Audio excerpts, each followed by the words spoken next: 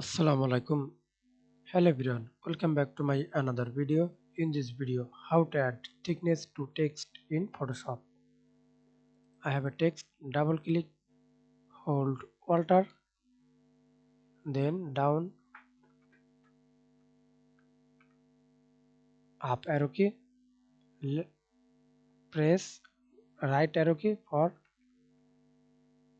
thickness, or left arrow key, increase or decrease thickness,